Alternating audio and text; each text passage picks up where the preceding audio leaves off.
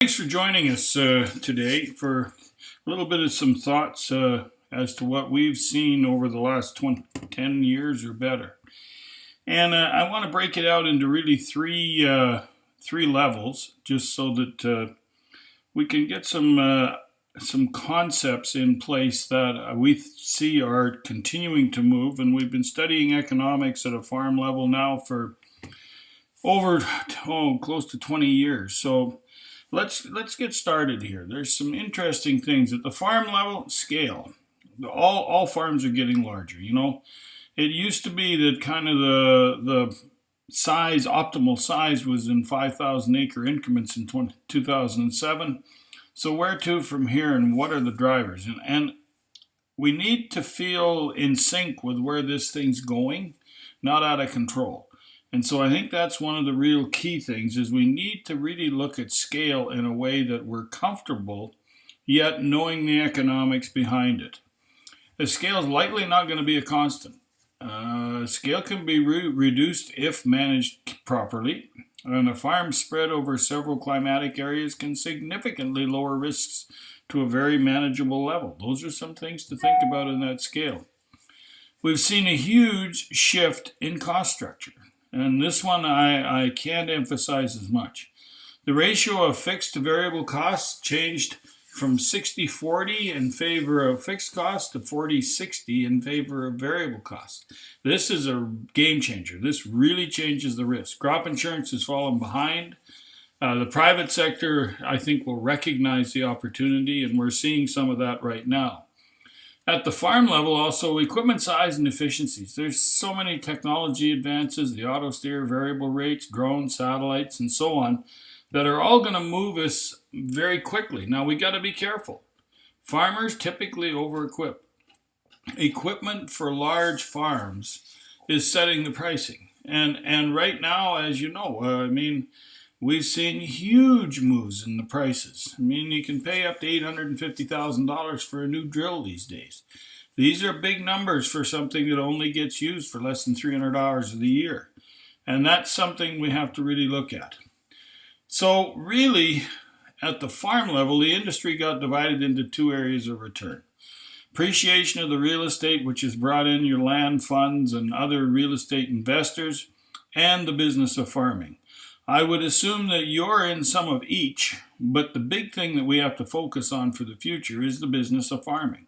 It can be a very profitable, exciting business if managed properly. Credit's a problem. It always has been. The banks and the credit unions, there's a bit of merger mania. Credit unions getting larger. We're finding them to be fairly significant suppliers. Government-operated lending institutions are out there as well. And they really, since they really don't run a P&L, everybody says that there's not a lot of default loans in ag, which is right. I think new sources must be identified. There's got to be some different ways of doing this. In the markets, futures basis options, very few places teach an awful lot about this right now. The young guys coming in are not as knowledgeable. They're quite a ways behind. There's been changes in the exchanges. They're electronic. They're owned now. They're a profit enterprise of their own. We've got the funds in there. Convergence is a word that a lot of us talk about.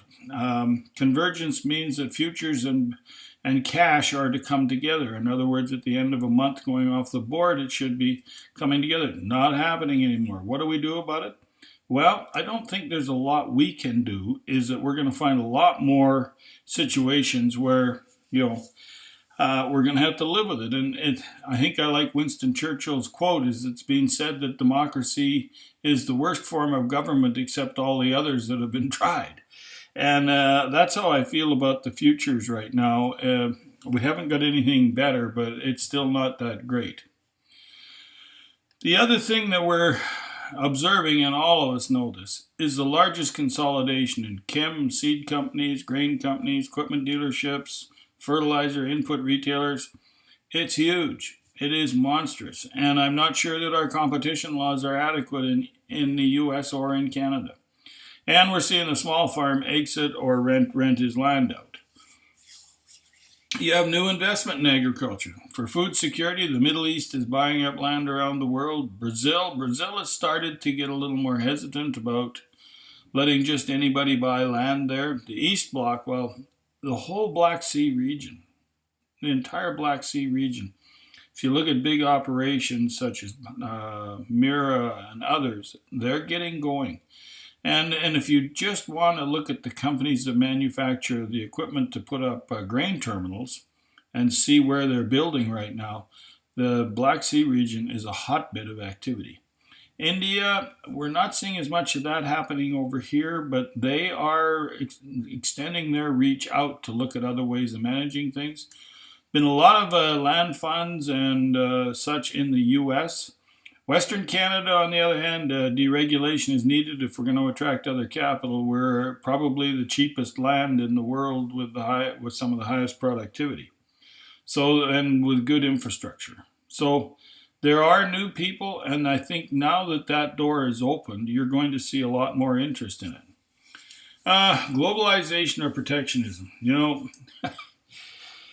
Maybe the last one's the most important point, is the government noise will continue. I mean, Donald Trump's ideas of protectionism and how this works, and I mean, it's always been a case that if you had a bad trade deal, generally speaking, you fixed it with currencies. And China kind of put a bit of a halt to that because they wouldn't let their currency float. And so it's something, a very complicated issue. And I think we're a long ways from resolving it. Governments are spending massive amounts of money trying to put these trade deals together, and that meanwhile, private industry is moving around them. And I suspect that that's what's going to trump at the end of the day. So, a bit of a euphemism there saying Trump, but anyway, the noise will continue. The value chain, being 17 years, look what's happened. Our whole system, there are so many players have disappeared, and we're with all these merger mania going on, it's not done yet. I'm not totally convinced there's a lot we can do about it. But at the same time, I think we have to be thinking outside the box a bit. Is that these larger farms, and it's already happening, you're going to deal with the manufacturer, you're going to have a new role, the manufacturers are going to get more involved with you, and they're going to start to buy from you the same way, and we'll start dealing direct. We know some large farms that are putting up their own terminals because it's going to pay. Handling grain is a very profitable business for a few very, very large companies, and it's time for a little competition in that area. In the future, probably more standardization in equipment, wireless hookups, that's starting right now, and greater analysis of what we're doing. Carbon credits and global warming. I mean, living here in the northern hemisphere, it's a great deal for us because we're, climate change is actually giving us a longer growing season. More carbon dioxide is a good thing. Seems to be lots of hype, but not much meat. So I'm not. I mean, I was around during the times of global cooling, so I think this will come and go, and it's a natural cycle. So in the future, we're going to have to get more focused on return on cash. I mean, we're going to more traditional business measures to trigger marketing, and we're going to continue growth in size of farms and multi-location farms.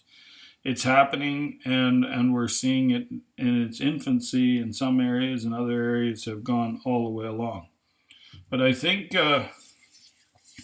diversification in the traditional sense will be replaced by specialization. And what I mean by that is that you may get really good at certain crops. You'll go direct on your sales, and you will be seen as the guy who specializes in that crop in that area. And you will have be much closer to the consumer. I think the dream of taking it right to the counter of the consumer is probably getting a little bit closer, but it's not here yet. And as far as gearing up to spend a lot of money on it right now, the returns aren't there. We're going to watch the Whole Foods, Amazon situation and see what comes out of that. I don't see anytime soon where there's going to be huge rewards for it, and the organic thing seems to kind of stalled out a bit as far as demand goes. So we'll watch that one closely, but I think there's still some great opportunities.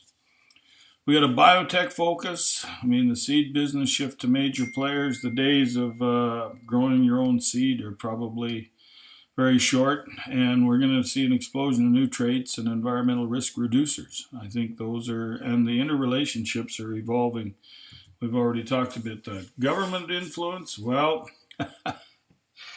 I think I'll let you read this. I mean, I see the support is probably going to get lowered and it's going to stay down. We've got in the U.S. we got another farm bill to renegotiate. It's probably not going to be high on the list, although we'll see if he can get it done, and it will get done some way or another. But how many changes will be made in it, I'm not sure. In Canada, it'll be the status quo. We don't like making big changes, and we're going to go and gather a bunch of people and put a platform together again, and how much of it will be carried out, I'm not sure. So we've got to have a strategic focus on each of our farms. In order to be good at this business, we got to have a cost advantage because we export 75% of what we grow. And we're going to have to think a lot like Walmart. We need a business advantage. I think we've got some of that. We've got some great players. We're already getting large enough to be competitive. And we're going to have some niche player specialists, and we've been really good at that. Look at what we've done with canola.